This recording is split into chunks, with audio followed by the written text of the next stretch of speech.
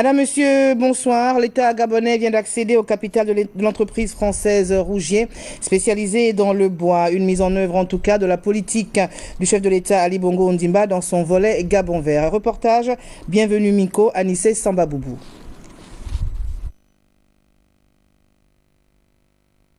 Nous devons atteindre, et là je vais donc vous parler de ce premier objectif, c'est ce qu'on appelle le Gabon vert. C'était au mois d'août 2009, dans l'hémicycle de la Cité de la démocratie, durant la période post-électorale de la présidentielle.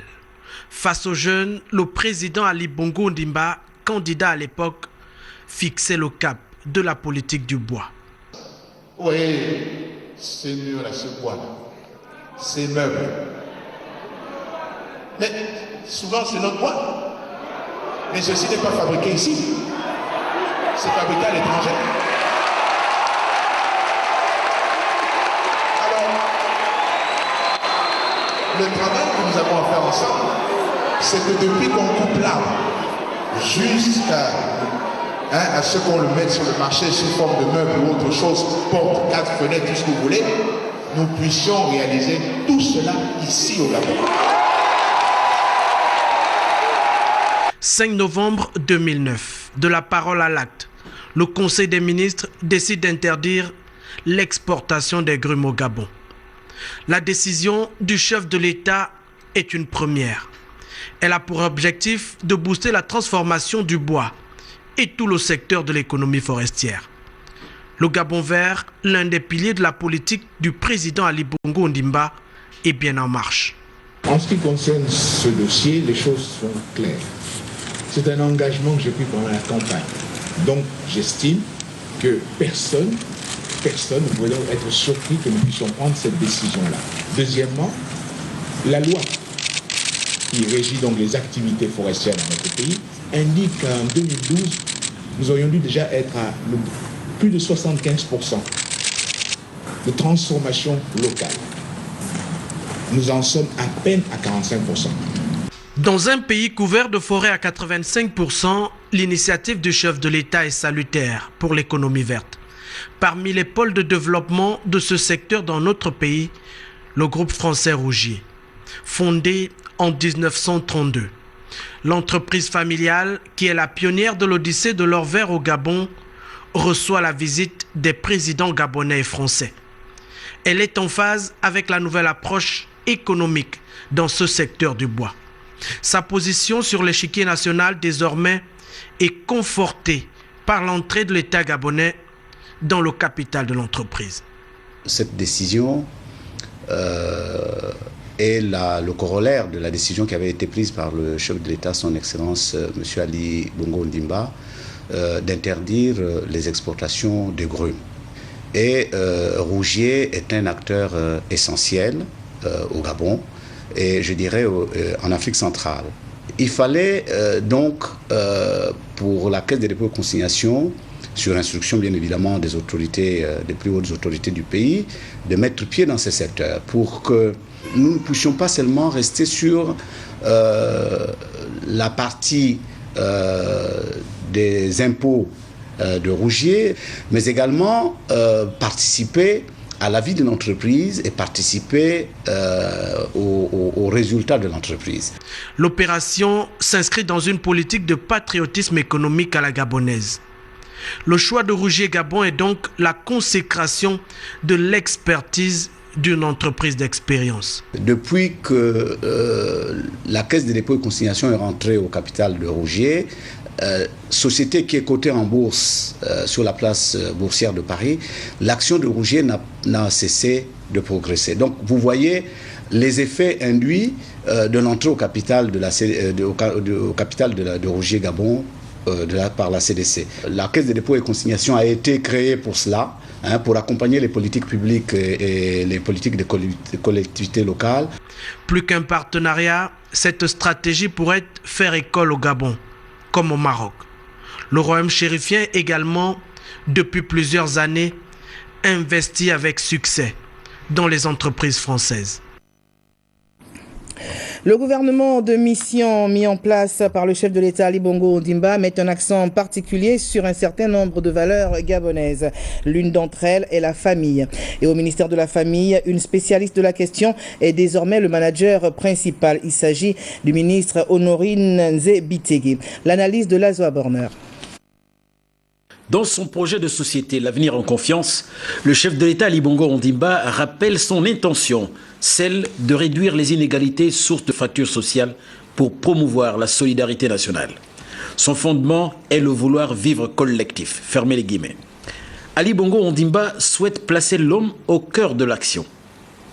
Pour réussir un tel challenge, le président de la République a choisi de donner une envergure au ministère de la Famille, particulièrement quelques mois après l'hommage international rendu à Mme Sylvia Bongo Ondimba, la première dame gabonaise, par la communauté internationale, pour l'initiative de la proposition d'une journée internationale de la veuve et de l'orphelin. Pour le gouvernement d'Ongsima, gouvernement dit de mission, le chef de l'État soutient le choix de Mme Honorine Nzé-Bitégé au ministère de la Famille. Une spécialiste des questions liées à la famille, une passionnée. C'est cela, mettre l'homme qu'il faut à la place qu'il faut. Quelle est cette famille? Cette famille, pour moi, a toujours été un rêve. Je voudrais tout simplement dire, il y a une famille dont on ne parle pas souvent. C'est la famille d'amour, la famille agapée. C'est cette famille-là dont je rêve pour le Gabon. Son combat en faveur d'une famille gabonaise soudée n'est plus à démontrer. Pour illustrer son ambition, Mme Honorine Tsam Alogo, épouse Nzé-Bitégé, se remémore la Cannes 2012 et le stade de l'amitié. La famille dont je rêve, c'est cette famille qui s'est exprimée au stade de l'amitié la fois dernière. C'est de cette famille-là que je rêve. Certainement ce rêve deviendra un jour réalité. Parce que lorsque nous étions au stade, c'était extraordinaire. Un seul Gabon. Honorine Nzé-Bitégé, aux commandes du ministère de la Famille, c'est l'ambition du chef de l'État Ali Bongo Ondimba et de son épouse. Ambition de redonner la place de la famille au sein du développement de notre pays.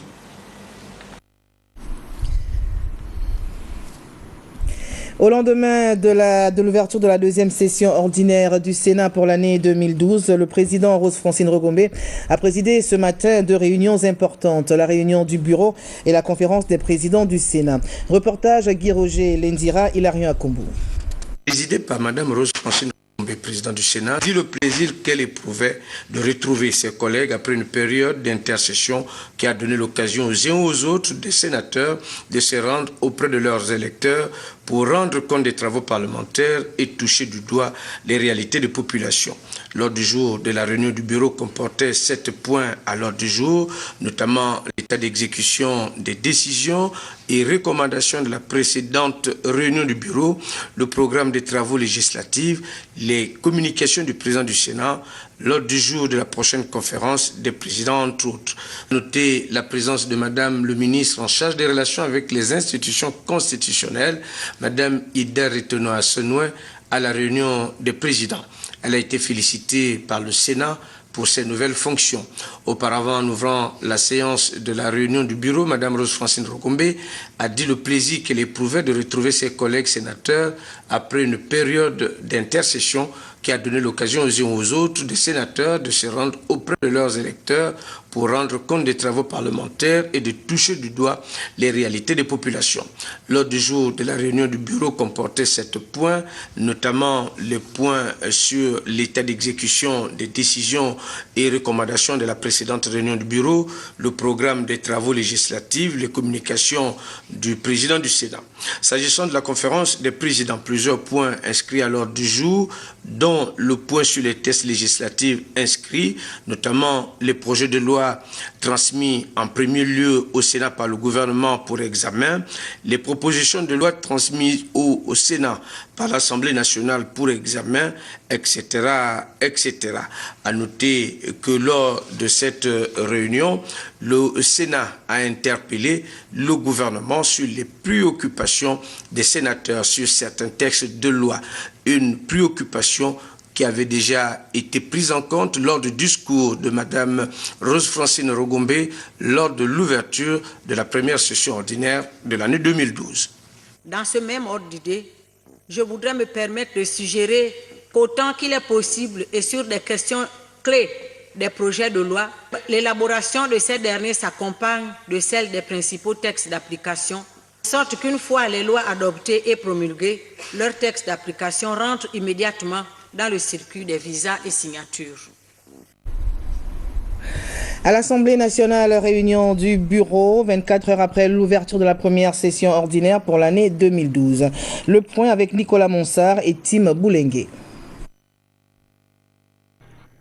L'organe directeur de l'Assemblée nationale gabonaise a tenu sa réunion de prise de contact ce jeudi 2 mars 2012 dans la salle Mwango Matima du 4e étage du palais Léomba.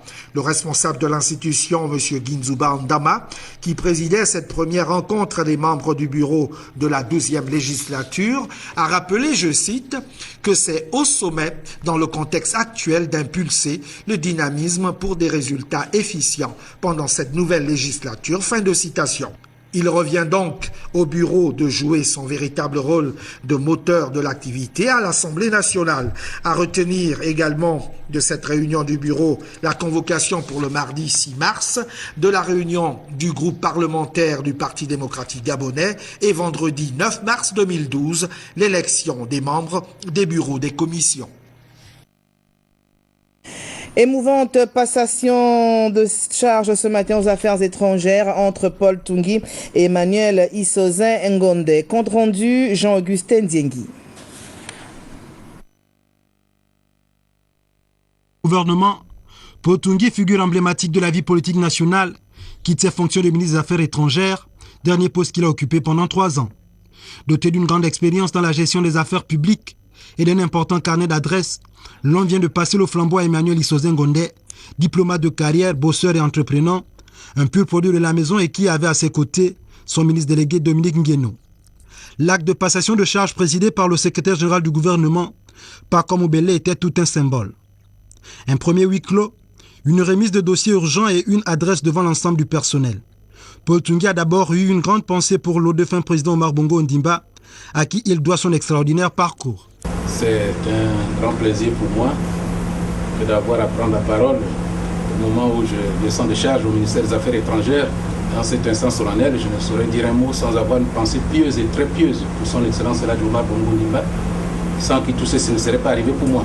Je voudrais aussi remercier très sincèrement son Excellence Ali Bongo Ondimba, président de la République, chef de l'État, qui m'a fait le grand honneur de pouvoir participer à cette page tournée de l'histoire de notre pays.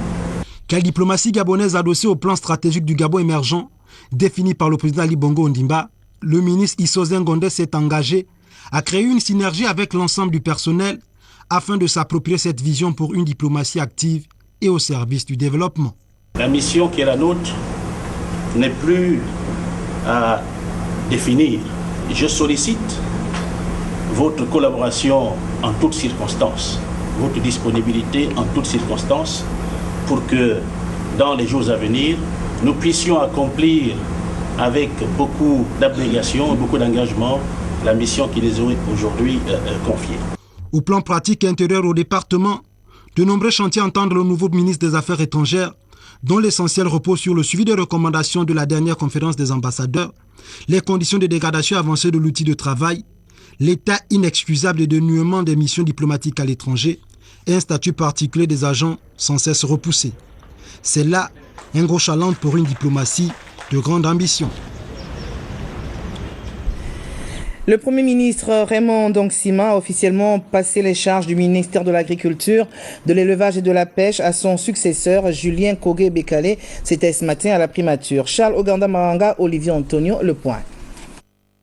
C'est un dossier riche de conclusions d'un travail visant la restructuration de la politique agricole au Gabon, soigneusement élaboré par les services d'un département qu'il a dirigé 2 ans durant, que Raymond Ndongsima, ministre sortant de l'Agriculture, a officiellement transmis à son successeur, Julien Kogué-Bekale, ce vendredi, à son nouveau cabinet de travail. Le désormais locataire du 2 décembre, qui a reçu du président de la République Ali Bongo Ondimba la mission d'accélérer le processus de construction d'un Gabon émergent, a rappelé au ministre la nécessité de poursuivre et de finaliser le développement du secteur agricole et de la pêche, lesquels, a rappelé le Premier ministre chef du gouvernement, vont de fait stimuler la croissance nationale. Stimuler la croissance, c'est donner une impulsion nouvelle et forte à un secteur crucial qui est l'agriculture.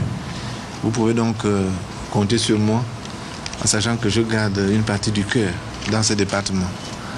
Un document qui vous donne la synthèse de l'ensemble des dossiers qui sont dans les bureaux que je quitte. Ils sont numérotés, comme vous pouvez le voir, de 1 à 20. Et sur le rebord de chacun des cartons, on a pris le soin de lister la totalité des éléments qui figurent dans chacun des dossiers.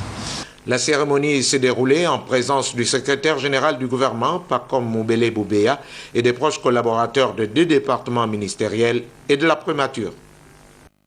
Au ministère de l'Énergie et des Ressources hydrauliques, Régis Imongo a passé le témoin à Étienne Ngoubou. Pélagie Mbouy, Jean de Dieu Mambundu, compte rendu. En présence du secrétaire général adjoint du gouvernement, le ministre Régis Imongo a passé le flambeau du portefeuille de l'énergie et des ressources hydrauliques au nouveau patron du département du pétrole, Étienne Ngoubou. S'occupant désormais de l'industrie et des mines, Régis Imongo a vanté les mérites de son successeur. Vous avez démontré votre disponibilité, votre volonté de travailler. Et je pense que cette volonté sera encore intensifiée avec quelqu'un issu du même sérail que vous, c'est-à-dire le ministre Étienne Ngoubou. Cette expertise pour que l'enfer du Gabon est un pays émergent. Très laconique, Étienne Ngoubou a remercié le chef de l'État pour le choix de sa personne. Nous avons une tâche exaltante que nous devons mener pour tous les Gabonais, que nous devons mener également pour la politique d'émergence de son Excellence Monsieur le Président de la République. Et il faudrait que nous puissions mener à terme cette action et pouvoir atteindre les objectifs qui nous ont été fixés. La cérémonie de passation de charge s'est déroulée en présence des collaborateurs des 2 membres du gouvernement. À la santé, le professeur Léon Zouba a reçu les dossiers de ce département ministériel dont il a à présent la charge. Les détails avec Léa Bifane et Richard Moubiwa. Apporter du sang neuf dans le secteur de la santé au Gabon, c'est à cette mission que le nouveau ministre de la Santé, le professeur Léon Zouba et son délégué Alice Bikissa Nembe vont s'atteler à remplir. Et pour accomplir cette tâche, les 2 membres du gouvernement ont reçu les dossiers de ce département ministériel des mains du ministre sortant Flavien Nzengi-Nzundu en présence du secrétaire général du gouvernement, Pacom Moubele Moubéa. La tâche qui nous est assignée est extrêmement lourde. Et le ministre Flavien Nzengi-Nzundu l'a bien souligné. Sans votre collaboration concrète, étroite, sincère, sérieuse et solidaire, nous ne pourrons pas réussir. Vous êtes et vous serez les piliers indélébiles du département. Vous avez un rôle extrêmement noble, un rôle par lequel, si vous ne remplissez pas avec abnégation et avec honnêteté, un État ne peut pas subsister. Les attentes dans le domaine de la santé sont nombreuses. Les populations gabonaises ont besoin aujourd'hui d'être mieux traitées dans les différentes structures sanitaires du pays.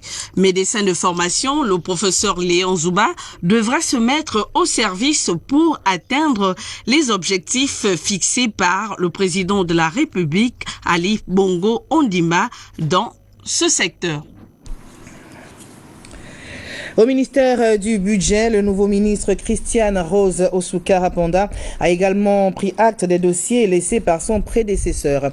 Le reportage de Jean-Augustin Ziengui et de Joseph Biogué.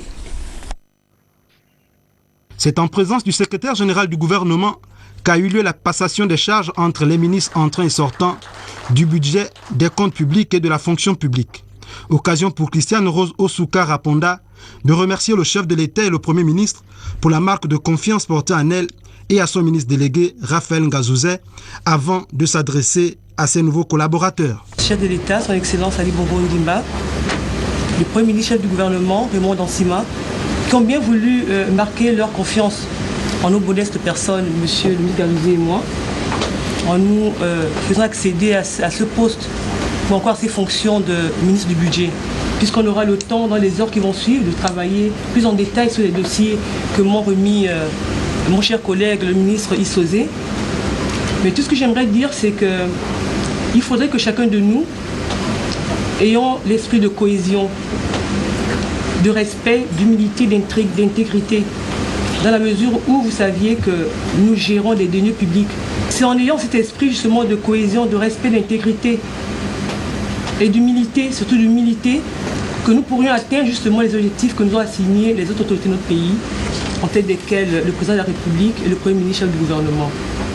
Rappelons que le ministre sortant du budget, Emmanuel Issozé Ngondé, occupera désormais le poste de ministre des Affaires étrangères, de la coopération internationale, de la francophonie, chargé du NEPAD et de l'intégration régionale. Même son de cloche au ministère de l'Enseignement technique, de la Jeunesse et des Sports. Séraphin Mundunga a également reçu les dossiers des mains de ses prédécesseurs. Reportage Patrick Nziengui, Félix Moudibangui.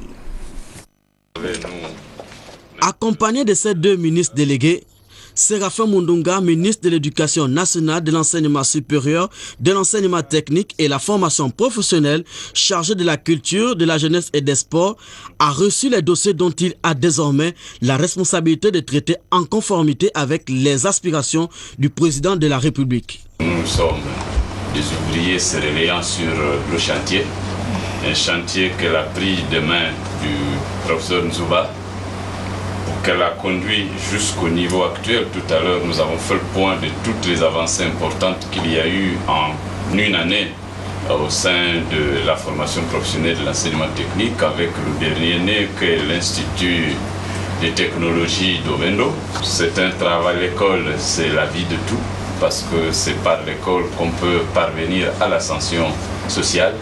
Les enseignants, les formateurs, ce sont les principaux ascenseurs sociaux.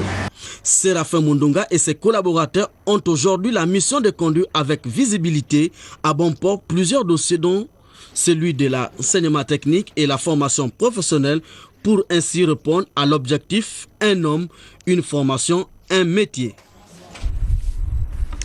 Un communiqué donc qui nous émane du ministère de l'Éducation nationale, de l'enseignement supérieur et technique et de la formation professionnelle, chargé de la culture, de la jeunesse et des sports.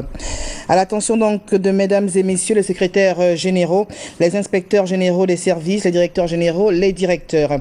Le ministre de l'Éducation nationale, de l'enseignement supérieur et technique et de la formation professionnelle, chargé de la culture, de la jeunesse et des sports, assisté des ministres délégués, présidera des séances de prise de contact et effectuera des visites de structures pertinentes selon le programme ci-après. Donc lundi 5 mars 2012, 10h, réunion de prise de contact avec le secteur enseignement technique et formation professionnelle et le secteur jeunesse et sport dans la salle de conférence du bâtiment abritant le cabinet du ministre. 13h30, visite des services de l'avenue de Cointé. 14h, réunion de prise de contact avec les bureaux des fédérations sportives et le bureau du comité national olympique gabonais. Mercredi 7 mars 2012, visite des structures, 9h30, lycée technique national Omar Bongo, 11h, institut technologique d'Ovendo, 12h45, institut national de la jeunesse et des sports, 14h30, centre de formation Basile Ondimba, 16h, agence nationale de formation et de perfectionnement professionnel. La présence de tous est de rigueur. Les agents de la Société d'énergie et d'eau du Gabon, la SEG, honorés par la hiérarchie pour leur implication dans l'organisation de la Cannes Orange 2012. La cérémonie était présidée par le directeur général adjoint de la SEG, Christian Lefex. Rodrigue Tessamouanga, Victor Mundunga, reportage. La mobilisation de ces agents de la SEG lors de la compétition continentale a été exceptionnelle. Si le service public au quotidien ne satisfait pas encore totalement les Gabonais, il n'en demeure pas moins que leur implication durant la Cannes Orange 2012 a été honorable. Je tiens une fois de plus à remercier ici tous ceux qui ont participé à cet effort commun et n'ont compté ni leur temps ni leur énergie pour la réussite de la Cannes 2012. Cette réussite ayant augmenté le niveau d'exigence de notre clientèle, je vous demande de rester mobilisés et de maintenir cet engagement, car c'est à ce prix que nous pourrons reconquérir la confiance de nos clients. La mission de la SEG est d'abord et avant tout d'assurer au quotidien la gestion du service public de l'eau et de l'électricité. Tels sont les propos de Christian Lefex, le directeur général adjoint de la Société d'énergie et d'eau du Gabon. Je suis persuadé que notre entreprise compte des femmes et des hommes qui sont capables de mener à bien cette mission. Une mission bien noble qui exige le respect des engagements pris envers la clientèle. La SEG hier comme aujourd'hui devra continuer à faire face aux aléas auxquels sont soumis notre production, ainsi que nos réseaux de transport et de distribution d'eau et d'électricité. Le sens du dépassement et du sacrifice plus que jamais de mise. La Cannes Orange 2012, oui et même bravo. Cependant, l'occasion impose le sursaut. Sur le plan politique, retenez que le secrétaire général adjoint de l'Union du peuple gabonais, M. Vincent Gimbi Mangwala, informe l'ensemble des militantes, militants et sympathisants qu'une assemblée générale se tiendra demain samedi 3 mars à 15h au siège national du parti 6 à AENG. La présence de tous est impérative.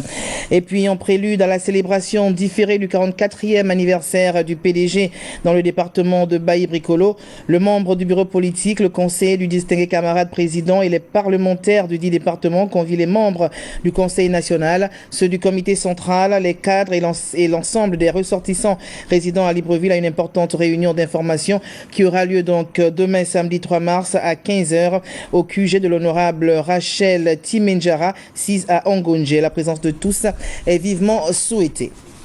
La province de l'Estuaire a constitué la dernière étape des ateliers de restitution de l'auto-évaluation du processus participatif du mécanisme agricole d'évaluation par les pairs.